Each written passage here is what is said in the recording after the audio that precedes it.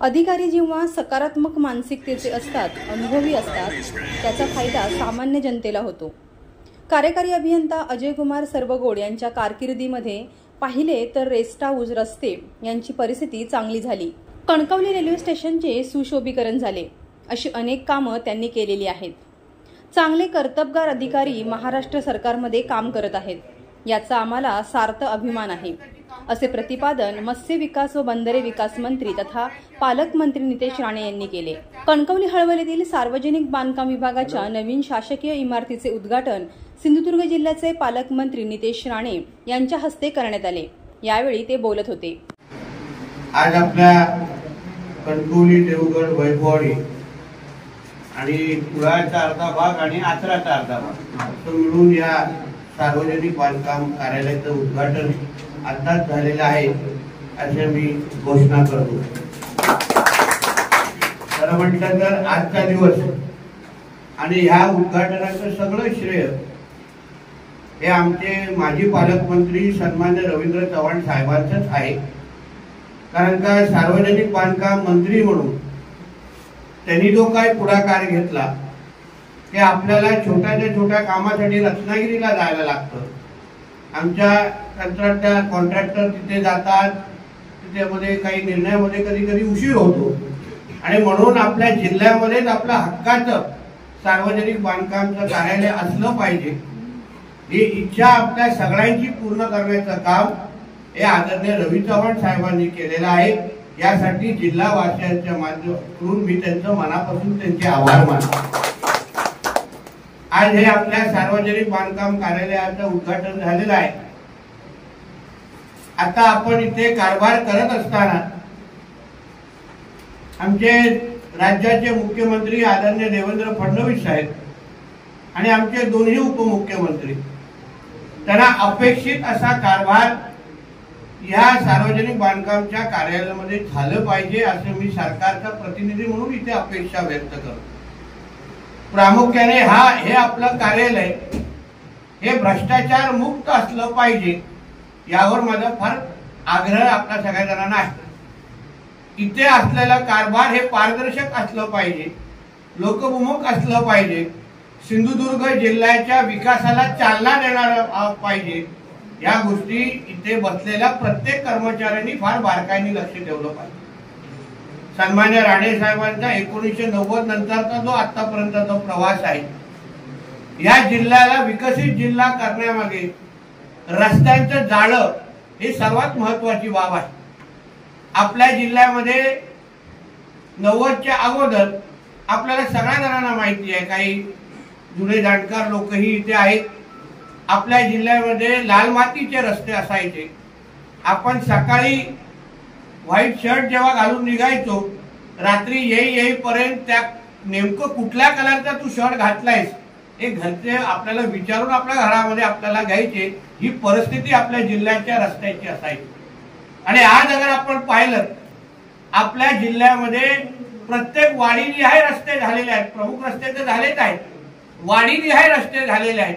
आणि रस्त्या संदर्भात एवढी अपेक्षा वाढलेली आहे की लोकप्रतिनिधी म्हणून आम्हाला भीती वाटायला लागली आहे की आता फक्त बाथरूम पर्यंत आम्हाला रस्ता बांधून द्या, एवढेच निवेदन यायचे बाकी राहिलेले आहे। बोलण्याचा प्रयत्न एवढा आहे की लोक एवढे चांगल्या रस्त्यांची जाळं चाललेलं आहे, जो सन्मान्य राणे साहेबांचा, सन्मान्य रवी चव्हाण साहेबांचा त्याच्यावर फार मोठा योगदान हे आवर्जून या निमित्ताने आपल्याला उल्लेख करेल। शेवटी कारभार करत असताना भ्रष्टाचार मुक्तता असलाच पाहिजे, पण त्याचबरोबर आपल्या जिल्ह्याच्या एकंदरीत विकासाला चालना ह्या कार्यालयाच्या माध्यमातून आपण कसं देऊ शकतो, यावर सर्वगोडजी आपण आणि आपल्या सगळ्या सहकारी जसं आतापर्यंत आपण काम करत आलेला आहात, तसंच कारभार या येणाऱ्या कालावधीमध्ये पण आपल्याकडून व्हावा अशी अपेक्षा या निमित्ताने मी व्यक्त करतो। आज जिल्ह्याच्या कानकोपऱ्यातून मोठ्या प्रमाणावर कॉन्ट्रॅक्टर आलेले आहेत।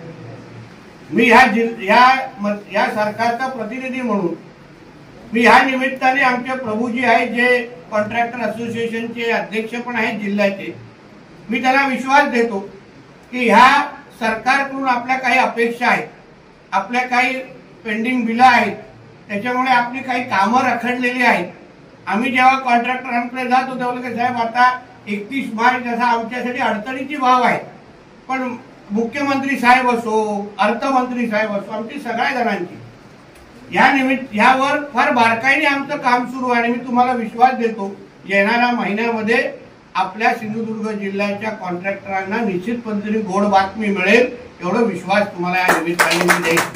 कुठलीही अडचण सरकार म्हणून आम्ही आपली ठेवणार नाही. कारण का माझा सरकारच्या प्रमुखांना माझा आग्रह तेवढा होता की आपला डोंगराळ जिल्हा आहे, आपल्या इकडे वर्षभरामध्ये आपल्याला 6 महिनेच काम करण्याची संधी भेटते. 15 मेच्या नंतर आपल्या इथे रस्त्याची कामं करणं शक्य नाही. म्हणून रस्त्याची कामं करायची असतील तर आपल्याला क्वचितच 4 ते 5 महिने भेटतात.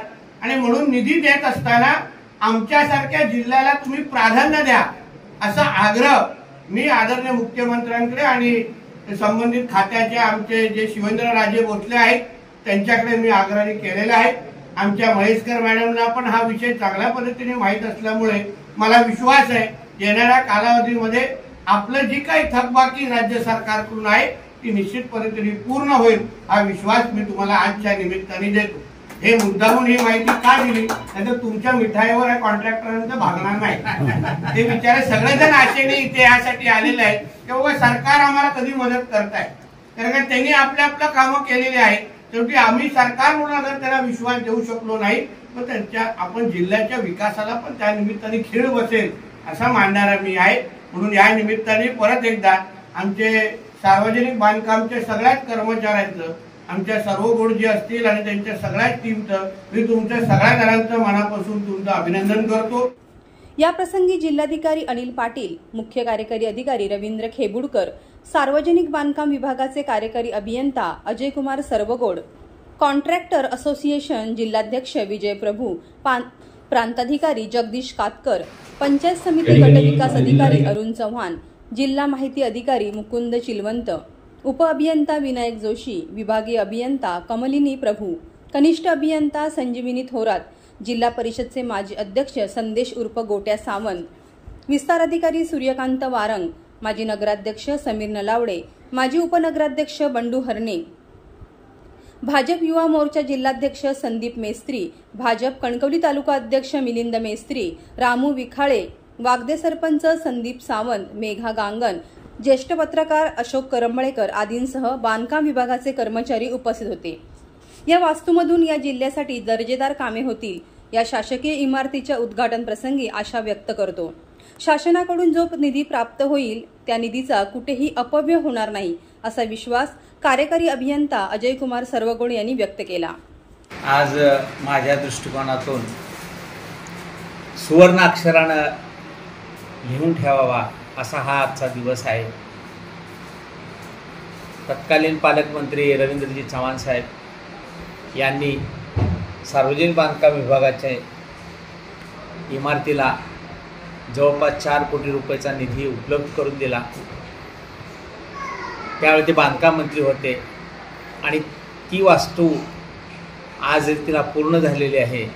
आणि या वास्तूचं उद्घाटन या जिल्ह्याचे भूमिपुत्र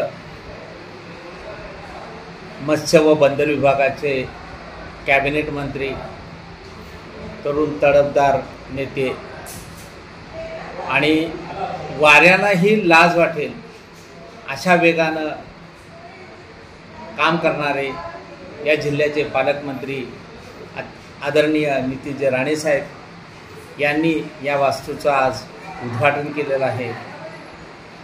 मला आज मनापासून खूप आनंद होत आहे.